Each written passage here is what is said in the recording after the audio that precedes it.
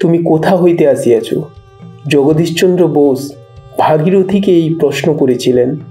উনি যদি তিস্তাকে কোনো প্রশ্ন করতেন, সেটা হয়তো এমন হতো, নদী তোমার জল কার?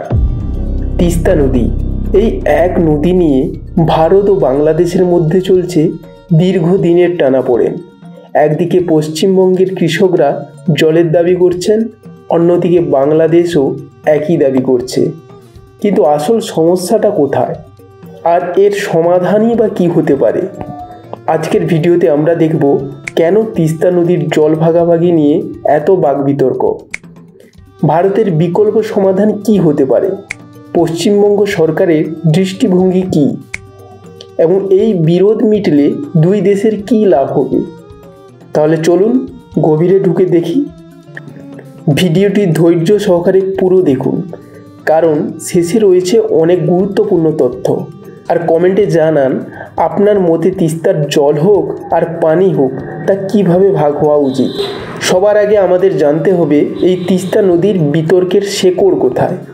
তিস্তা নদী ভারতের সিকিম থেকে উৎপন্ন হয়ে পশ্চিমবঙ্গের ভেতর দিয়ে বাংলাদেশে প্রবাহিত হয় এবং শেষে ব্রহ্মপুত্র নদে মিশে যায়।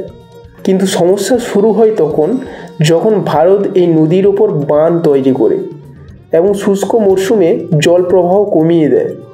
ফলে বাংলাদেশের উত্তরাঞ্চলে চরম জল সংকট দেখা দেয়, বিশেষ করে কৃষিকাজে। 1996-এ গঙ্গার জল নিয়ে একটি চুক্তি হয়েছিল, কিন্তু তিস্তা ভাগ নিয়ে আজও কোনো স্থায়ী সমাধান হয়নি।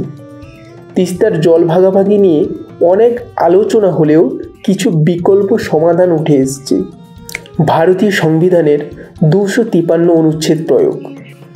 ভারতীয় সংসদ চাইলে কেন্দ্রীয়ভাবে আইন করে তিস্তার জল ভাগাভাগি নির্ধারণ করতে পারে, কিন্তু এতে পশ্চিমবঙ্গ সরকার ক্ষুব্ধ হতে পারে, কারণ রাজ্যের স্বার্থ এখানে জড়িত।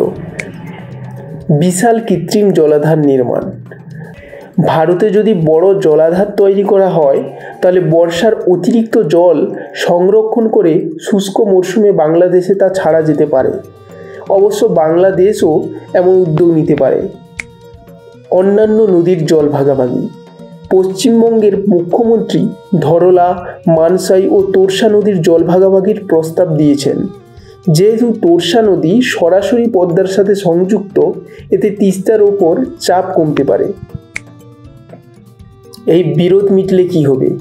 বন্ধুরা, এই তিস্তা নদী নিয়ে ঝামেলা মিটলে দুই দেশই লাভবান হবে। বাংলাদেশের কৃষি রক্ষা পাবে, অর্থনীতি আরও মজবুত হবে, ভারতের সাথে বাংলাদেশের সম্পর্ক আরও ভালো হবে, যা ব্যবসা বাণিজ্যে ইতিবাচক প্রভাব ফেলবে।